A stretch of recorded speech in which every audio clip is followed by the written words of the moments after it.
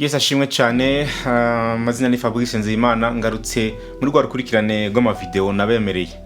Ariko uyu munsi mu nkundire gato tuanze tuvuge ikintu numva cyo mfasha kuzovuga ku bindi bitandukanye. Hari ibyo nabemereye kuvuga byinshi ariko uyu munsi mu nkundire twigire hamwe ijambo ry'Imana ku bintu bitandukanye. Mbega umaze kumva abantu bavuga ko turi Imana? Umaze kumva inyigisho zivuga yuko turi Imana? Hari abavuga ngo turutumana duto ariko hari aberura bakavuga ko turi Imana. Abo nabo bifashisha amajambo ari muri Yohana ikigabane ca 10 aho tuza kubibona ivyo Yesu yavuze ijambo rishaka gusa n'iryo, akavuga ibiri muri Zaburi ya 82 nayo tuzaza kuyiraba. Bagaca buririra ngaho bakavuga yuko turi Imana kubw'ivyo icyo tuvuze cyose kiba, ko tutagwara, ko tutaneshwa, ko tudatsindwa, ko tusinzi ngira baravuga ko tutanapfa. Ariko icyo nshaka kuvuga ni iki: sinje nzanye ubutumwa bwo kugira ngo buguhuvye canke butume uta ivyo wizera. Ndabizi ko hari abantu benshi mwumvise aya majambo kandi agize ivyizerwa vyanyu, ariko unkundire uze twicare mu ijambo ry'Imana dutekanye, turi mu mahoro, turabica ijambo ry'Imana rivuga. Unkundire tuanze dusenga. Mana, ndagushimiye kuri kano kanya duhawe, ndagushimiye ko uduhaye kuganira ku ijambo ry'Imana rizima, ijambo ry'Imana ribohora, ijambo ry'Imana ridukiza imitima. Mana, twugurura amaso aho tudashoboye, uvugane natwe nk'emu yera, ujane natwe izina rya Yesu Kristo, amen. Ndashaka tuvugane rero kuri rino jambo rivuga ngo mbega turi Imana canke turutumana. Abavuga aya majambo ko turi Imana bifashisha amajambo ari muri Yohana ikigabane ca 10 aho Yesu Kristo ku murongo wa 34 ngo Yesu arabishura ati, mbega mu vyagezwe vyanyu ntihanditswe ko Imana yavuze iti navuze ko muri Imana. Aya majambo rero bayafata kunyene, benshi bakayigisha bakavuga ngo twebwe turi Imana, turi Imana. Ariko ndashaka ngo tugende bukebuke, ntiwihute, ntuve kuri no video, turaba no majambo tuyinjiremwo. Mbega vy'ukuri Yesu yashaka kuvuga ko je nawe turi Imana? Reka tubanze dusome inkuru yose canke ndababwire uko inkuru imeze. Uhereye ku murongo wa 30, Yesu Kristo abahejeje kubwira abamwumva ariko baramwumviriza, arabwira ngo twe na data turi umwe. Amaze kuvuga ivyo, bashatse kumutera amabuye, bashatse kumwica, bashatse kumugirira nabi. Ariko Yesu Kristo amenya yuko igihe ciwe kitaragira cyo kuja ku musaraba, cyo gupfa. Arondera ukuntu abiyambura, arondera ukuntu abigobotora. Reka dusome ku murongo wa 32 ngo Yesu arababwira ati, ko nakoreye imbere yanyu ibikorwa vyiza vyinshi ndabitumwe na data, none nikihe muri ivyo bitumwa, muri ivyo bikorwa mutumye mugomba kuntera amabuye? Ariko aba bafarisayo baramubwira bati, oya, nta bikorwa bitumye dushaka gutera amabuye. Igitumye dushaka gutera amabuye nukubera si igikorwa ciza, ahubwo tuguhora kutuka Imana. Urumva aba bantu bavuze ko Yesu atuka Imana kubera avuze ko ari umwe n'Imana, ko ari umwana w'Imana, ko ari Imana. Niyo mpamvu rero Yesu Kristo aciye arondera imvugo ikintu akora kugira ngo ave aha hantu. Aciye babwira rero ku murongo wa 34 ati, mbega mu vyagezwe vyanyu ntihanditswe ko Imana yavuze ati navuze ko muri Imana?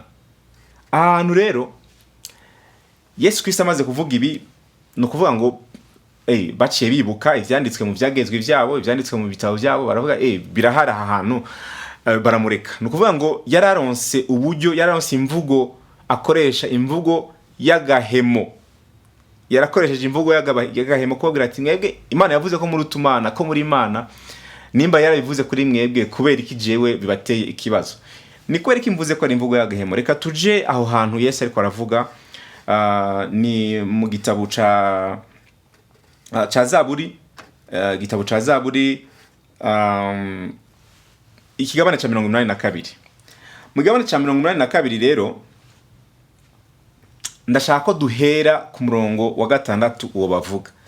Umurongo wa 6 uvuga ngo ni jewe ubwanje navuze nti muri Imana mwese muri abana bisumba byose.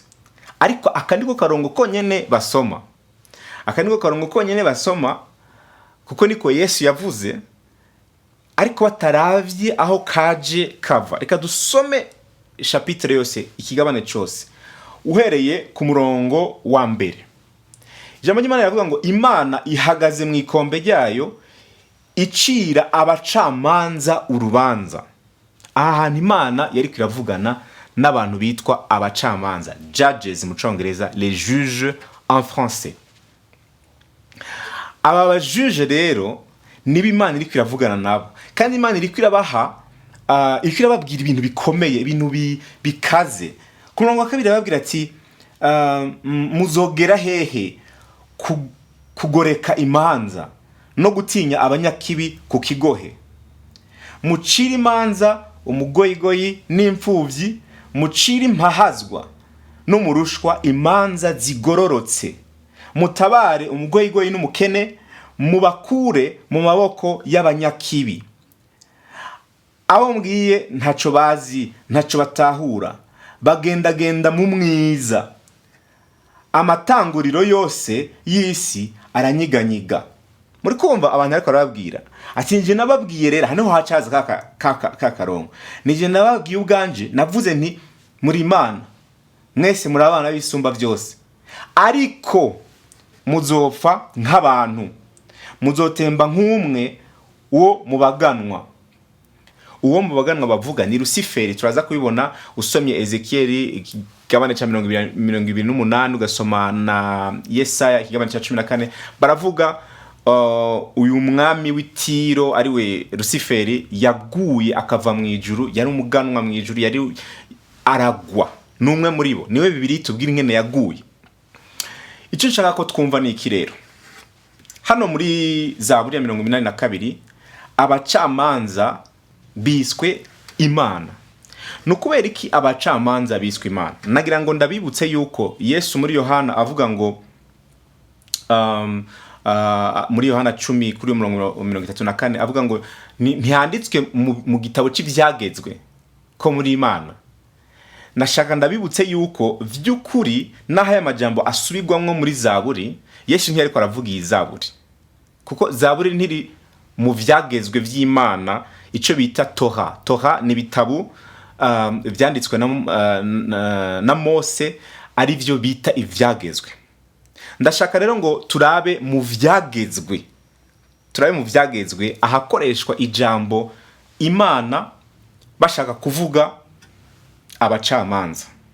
Mukurikire neza iyi nyigisho, muyikurikire neza, tujane bukebuke kugira ngo mubone iki jambo ry'Imana rivuga. Ndashaka yuko tugenda mu gitabu, dusome igitabo cyo Kuvayo 21 ku murongo wa 6. Kuvayo 21 ku murongo wa 6, Bibiliya y'Ikirundi ntibisobanura neza. Mu Kuvayo 21 turabibona neza yuko ijambo Imana rikoreshwa kugira ngo bavuge abo bita abacamanza, les juges. Aba bacamanza rero nkuko twababonye muri Zaburi ya 82, Imana muri Zaburi ya 82 yari iriko irababurira ko baciye imanza za ngondagonda, baciye imanza zitabereye, baciye imanza zitagororotse. Aba bacamanza bihindura utumana. Aba bacamanza Imana yababonye nk'utumana. Aba bacamanza bari bageze ahantu aho ico bavuze kibuko nyene. No mu buzima bwacu busanzwe turabizi yuko hari nk'umuntu usanga yigira umuntu ahambaye, umuntu akomeye cyane. Abantu mu Kirundi tuvuga ngo ujya muntu yigiza Imana, ujya muntu yigiza agahambaye, yigiza Imana. Ni muri iyo sense, ni muri ubwo buryo iri jambo ryakoreshejwe muri Zaburi. Tugiye rero mu Kuvayo 21, turabona neza ko Imana iri kwiratanga ivyagezwe. Muri ivyagezwe Imana iri kwiratanga, ndabibutsa yuko Isirayeli ivyo umwami n'umuvugishwa cyangwa umuhanuzi nko bamwe bamwita umuvugishwa baje inyuma. Imbere yaho hari abacamanza rero nibo bavuga rikijana, abacamanza nibo bari vyose. Urabona ku murongo wa 6 aravuga ngo shebuja amuza nahondi, hariko baravuga ibintu bijanye n'abagurano, ngo shebuja amuza nahondi jewe Imana aheze amuhagarike ku rugi canke ku gishima ryango, amutoboza ugutwi umugera, uwo azarinda apfa akimujakari. Ariko rero muri Bibiliya y'ikirundi iyi traduction ntiyagenze neza nkuko byagomba kumera. Reka turabe muri Bibiliya zindi. Then his master shall bring him unto the judges. Niko havuga. Unto the judges. Aba judges, aba juge niryo jambo ryakoreshejwe kugira ngo rivuge Imana. Ijambo rero bakoresha hano ni jambo Elohim. Ariko Elohim rikoreshejwe mu bwinshi. Elohim, Imana nyinshi. Imana nyinshi. Ndashaka ndabibutse yuko ukwemera kw'abayuda kwagiye kuratera imbere. Ubwa mbere bari mu kintu citwa monolatrie. Monolatrie ni iki? Monolatrie nukwemera ko hari Imana nyinshi ariko ugakuramwo Imana imwe usenga. Muriko muranyumva? Monolatrie ivuga ngo hari Imana nyinshi ariko hakabamwe imwe wowe wemera usenga. Nukuvuga ngo naho usenga Imana imwe uremera ko hari izindi Imana. Iyo ni monolatrie. Ariko bagiye baratera imbere mu kwizera kwabo gushikaho bava muri monolatrie baza muco twita monotheisme. Monotheisme nayo rero ni iki? Monotheisme ni ukuvuga ngo nta zindi Imana zihari, ahubwo hari Imana imwe gusa. Iyo niyo Mana yacu imwe gusa, Imana yumva. Haleluya. Murabibona rero hariho nk'indirimbo zimwe zigaragaza ibindi ko ndavuga. Murazi nka ya ndirimbo zivuga ngo izindi Mana zifise amatwi ntizumva, zifise amaso ntizibona, ariko Imana yacu ni Imana. Iyo ni monolatrie. Ni ukuvuga ngo uri kuremera ko hariho izindi Mana ariko ufise iyo wemera. Muriko muranyumva? Uteye imbere gato rero muri monotheisme, ico nibaza ko je nayo twari dukwiye kumenya nuko hari Imana imwe ataye izindi Mana zihari. Iri jambo rero Elohim rirakoreshwa kenshi mu kuvuga aba bacamanza, les juges, kuko ils se comportaient comme des dieux. Bari bameze nk'Imana, nibo baca imanza bikaba birarangiriye ngaho, icyo bavuze byose bigakoreka. Ariko ntibisobanura yuko bari Imana, Dieu tout puissant. Oya, ivyo siko bimeze. Nukuvuga ngo rero abigisha yuko turi Imana bafatira muri ibi bintu bagakoresha ama version atariyo, ugasanga bavuze ibintu bitameze neza. Kuvayo kandi igice ca 22 ku murongo w'8 avuga ngo uwayivye nataboneka nyenurwo rugo aze imbere y'Imana kugira ngo bamurahize ko atakojeje ukuboko ku bintu vya mugenzi we. Azi imbere y'Imana baba bashaka kuvugana, azi imbere y'abacamanza, kuko abo bacamanza nibo bamurahiza. Imana ntiyava mu ijuru ngo ize imurahize. Oya, azi imbere y'Imana kugira ngo amurahize. Ariko iri jambo bakoresheje Imana, reka dusome neza, dusubire muri King James, ugende muri NIV, usome n'izindi Bibiliya zindi zose uraza kuraba uko bivuga. Mu Cyongereza bavuga ngo if the thief be not found, then the master of the house shall be brought unto the judges. Abacamanza. Turabibona kandi ko abacamanza biswe Imana. Aha rero tuhiyubarire bene data, tuyiyubare cyane. Iyo tudatahura uko imvugo zagiye zirakoreshwa, ntituzikoreshe mu buryo butari bwo kugira ngo tuzane ukuzazanirwa mu bantu. Je nawe nituri Imana. Naho babikubwira mu rusengero bakakubwira ngo uri Imana, utavyemera, kuko hari ababivuga gutyo, ariko tuguma turirimba uri Imana uzuye ubuntu n'urukundo. Iyumvire nk'umunsi wo kuba umuririmbyi yasohoye indirimbo avuga ngo je ndi Imana, nawe ntayo ukumviriza, kuko ubwo n'ubusazi. Twe ntituri Imana. Ahubwo ndashaka mumenye yuko iki kintu cy'uko umuntu ahinduka Imana ni cyiyumviro kiva kwa Satani. uti gute? Mu itanguriro ikigabane cya 3 turabona ukuganira hagati y'inzoka canke satani na wa mugore. Amubaza mbega Imana by'ukuri yarababwiye ibi nibi yarababwiye ko ati by'ukuri yaratubwiye ko tutojya kuri bino twojya ku biti byose ariko kino tukireke. Satani arababwira ati oya tihabe namba, ahubwo ni mu kijyako Imana irabizi ko muca muba nkayo muraba Imana. Murakumva icyiyumviro cy'uko umuntu ahinduka Imana kivuye kwa Satani. Iyo Imana yashaka ko Adamu aba Imana yari kubimubwira, yari kumubwira ati ndagushize hano kugira ngo bigende ukuntu uba Imana. Oya, ariko Adamu ntiyari Imana. Adamu ntiyari Imana. Uyu Satani ari we Luciferi niwe twongera tukabona mu gitabo ca Ezekiel 28, twongera tukamubona muri Yesaya 14 agaragaza neza iciyumviro ciwe cyo gushaka kuba Imana. Usomye ku murongo wa 14 muri Yesaya 14 urabona aravuga ngo nzoduga ku musozi, nzoduza inyenyeri zisumbe inyenyeri z'Imana, inyenyeri ziwe zisumbe inyenyeri z'Imana, intebe yiwe iduge hejuru y'intebe z'Imana. Turi kumwe? Ibi bintu ni ibintu biva kwande kwa Satani umugwanizi, ni ibintu biva kwa Satani, ni ciyumviro ciye kuva kera cyo kwiduza gushika aba nk'Imana. Ari murashaka kumbaza muti ibi bihuriye hehe na za nyigisho nababwiye ko zivugwa. Mwene data, igihe wumva ko igihe cyose cuvuze wewe kibwirizwa kuba uko nyene, mu gihe wumva yuko ubugombe bw'Imana ataco buvuze, mu gihe wumva yuko ico Imana no kwita la souveraineté de Dieu atacivuze, ukumva yuko wowe akanwa kawe gusa ariko karema ibintu byose bibaho kwisi, uwejeje kuba Imana. No kuvuga iki? Imana yaturemye mu ishusho ryayo, iratwemerera ibi na biriya, ariko si abantu babikora ivyo barema Imana mu ishusho ryayo. Muriko murabyumva? Imana yaturemye mu ishusho ryayo, ariko ubu abantu nibo barema Imana mu ishusho ryayo. Kavuga ngo wowe Mana urakora ibi. Nakujya kwa carte ya banke ushira mu kimashini ikaguha ivyo ushaka icyo aho ubishakiye. Niko twahinduye Imana, ariko suko bimeze.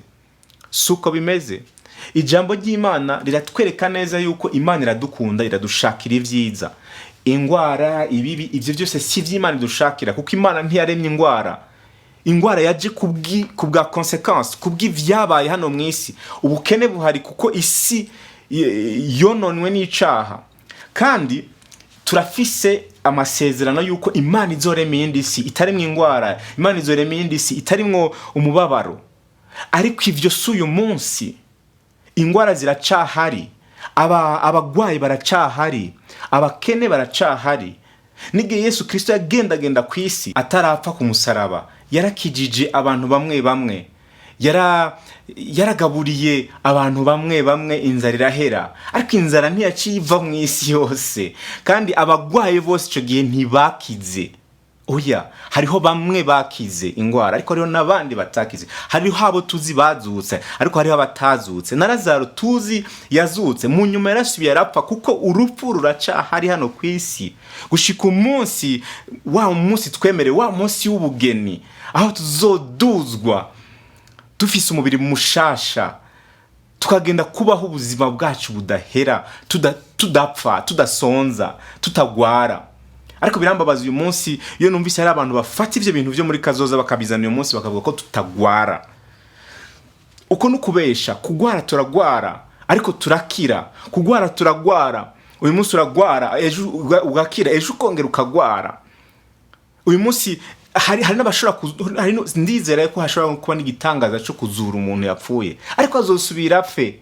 Hariho uwundi munsi uri kuraza imbere aha atagupfa kuzosubira kubaho, aho uyu mubiri wacu tuzokwambara umubiri mushasha, umubiri utabora, umubiri utagwara. Ariko suyu munsi tube nka Shadrach, Meshach na Abednego bamenye Imana ivuga ngo Imana yacu iraza kudukiza, ariko nahitodukiza irabandanya yitwa Imana. Bene data, nahitodukiza irabandanya ari Imana yacu.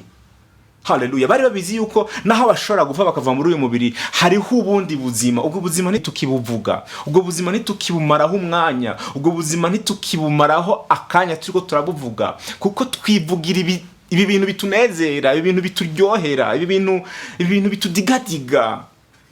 Turyoherega umukate, nitukimenya umukate w'ubuzima. Turyoherega kuzuka, ariko nitukimenya uwavuze ko ari we kuzuka, ari we Yesu Kristo. Turyoherega amazi tunywa, ariko nituramenya isoko ry'amazi y'ubuzima, ari we Kristo, Yesu Kristo. Bene data, ndashaka ngo dukunde Yesu.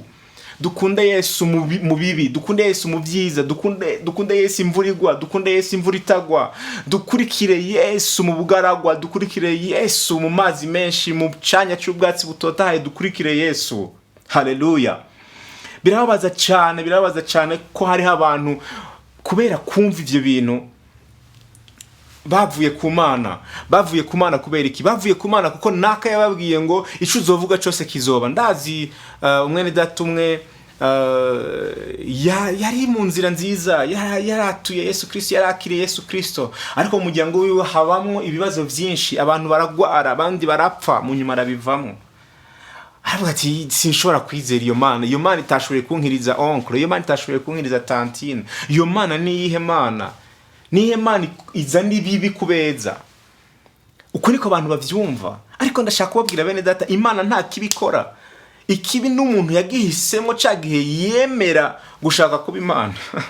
Cagihe yajya kuri cagiti ngo ashaka kumenya ngo ibi ni vyiza. Niho umwana w'umuntu yahaye kaze ikibi hano muri nosi. Yesu Kristo ego yaraje kumusaraba. Sinshaka kuhabesa cyangwa gushira hasi igikorwa yakoze. Yaje kudusubiza kwa data, yaje kudusubiza mu rukundo na data, mu migenderanire na data. Ariko aya makonsekanse y'ikibi ariho hano, turafise isezerano ko hariho umunsi umwe ikibi kizotsindwa 100%. Turafise isezerano. Iyo sezerano rero si uyu munsi, ariko ngo hariho umunsi tuzoduzwa. Bene data, dukunde ivy'ijuru, tubwire abantu ivy'ijuru. Hariho umunsi, uwo munsi niwo watumye Stefano naho yari ariko arababazwa, yatewe amabuye, agakubitwa, akicwa, ariko akamenya ko hariho umunsi, uwo munsi niwo nje kukubwira mwene data. Ndabizi ko hari abantu benshi bariko bararaba ino video bataranakizwa, bataranamenya na Yesu Kristo. Ndashaka kubwira ko Yesu Kristo tuvuga si Yesu Kristo w'amafaranga gusa, si Yesu Kristo wo gukira ingwara, si Yesu Kristo, ni Yesu Kristo w'ubuzima budahera. Uwo ni wamara kumumenya, ni wamara kumwakira, ugakundana nawe, ukabana nawe akaramata, nta kintu cyano mwisi kizo gukanga. Ntuzobaho ufise ingorane ziki na kiriya, kuko Yesu Kristo yaravuze ngo nimurondere ubwami bw'Imana no kugororoka, ibindi vyose muzovyongerwa nk'inyongera. Ibindi byose ni inyongera. Ubu buzima, aya makoti twambara, iyi miduga tugendera ni inyongera. Ariko igikuru n'ubuzima Kristo aguha muri wewe, n'ubuzima bwo mu mutima wawe. Nikijya kintu kizotuma udacigwa imanza ngo uneshwe n'urubanza. Ico nico Yesu Kristo camuzanye, ico nico camuzanye mwene data. Uwo ni wo Yesu Kristo dukwiye kumenya. Ibindi byose ni inyongera. Bene data, ntituri Imana, ndabisubiramo, Imana irahari kandi Imana iradufitiye umugambi mwiza.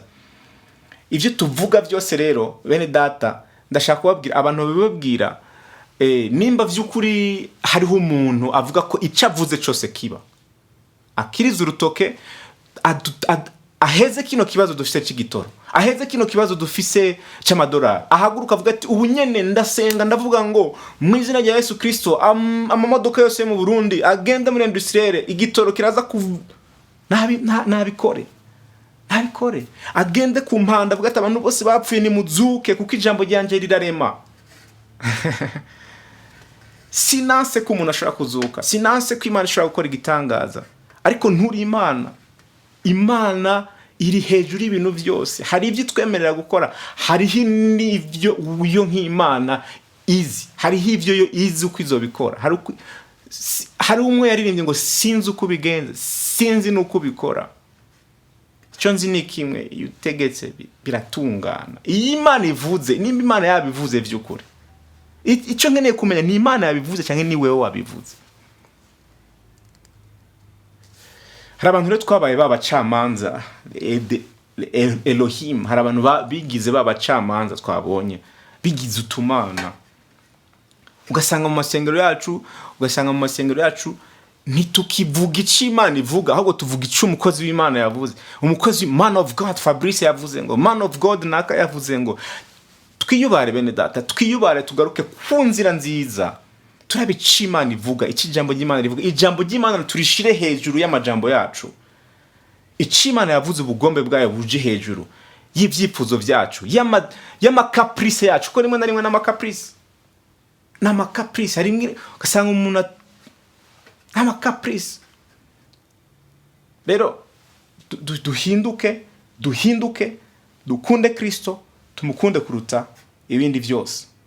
Intebe y'Imana mu ijuru, usomye mu byahishuriwe ikigabane cya kane karaba ukuntu birateye ubwoba. Ku ntebe y'inganji hicaye Imana, ntihicaye wewe, hicaye Imana ngo, kandi urabona ko ari ibintu biri majestueux, ibintu byiza, ibintu Imana. Ego nivyo twicaranye na Kristo ngo ahantu ho mu ijuru.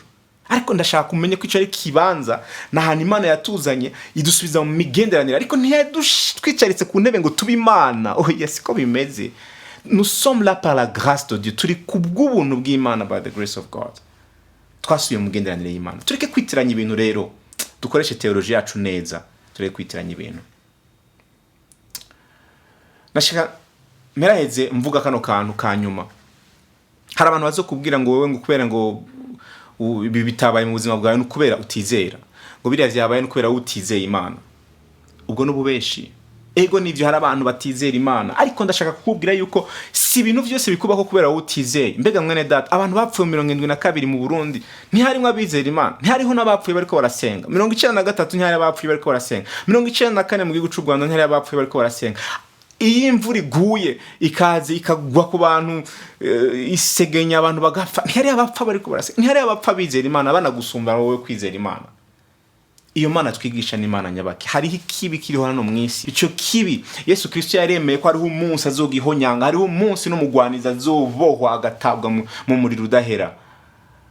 Ariko ico kibi ntikiza kiva ku Mana. Imana ntitugirira nabi, Imana ntituzanira ingwara, Imana oya, si ibikora. Ni kibi kiri hano mu isi.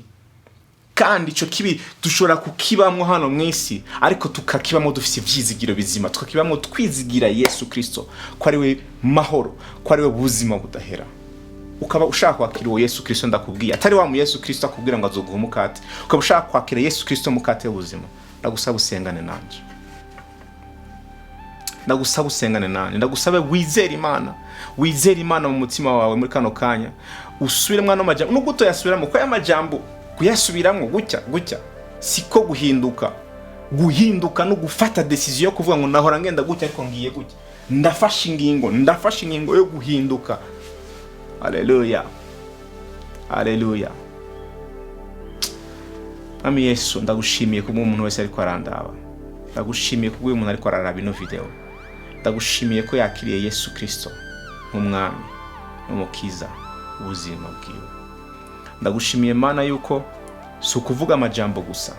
Ndagushimiye Imana ko si ukwatura amajambo gusa, ahubwo n'urukundo yumva agukunze. Ndagushimiye ko hari urukundo ruduze mu mutima wiwe. Ndagushimiye ko hari ikindi kintu gitangujwe mu buzima bwiwe. Ndagushimiye Mwami Yesu ko umufashe ukuboko ukajana nawe ibihe bidashira. Mwami Yesu, ndagushimiye yuko muri kano kanya uri kurakora igikorwa ca redemption. Ndagushimiye ko muri kano kanya uri kurakiza umuntu wese ariko araraba ino video icyaha cyo mu mutima. Mwami, ndasenga Mwami ngo abari bagendera mu nzira zitabereye, Mwami bafate iyo ngingo yo kugendera muri wewe. Mwami bagukurikire, bagendane nawe Papa. Mwami, ni wewe uraba hejuru ukaraba mu isi ukaza ugakiza icyazimiye. Ni wowe uraba hejuru ukamanura ukuboko kwawe ukitoraniza abawe Mana. Ndagushimiye Kristo Yesu. Ndagushimiye Kristo Yesu ko dufashe ingingo yo guhinduka, ko dufashe ingingo yo gukizwa, ko dufashe ingingo yo kukumenya nk'umwami n'umukiza, ko dufashe ingingo yo kugendera mu ijambo ryawe, ko dufashe ingingo yo guheba ibyaha tukagukurikira. Amen. Ni waba wasenze iryo sengesho, ni waba mu mutima wawe wafashe ingingo yo kwizera Kristo Yesu, ubitwandikire, ubitumenyeshe, tuguhuze n'abashaka kugufasha.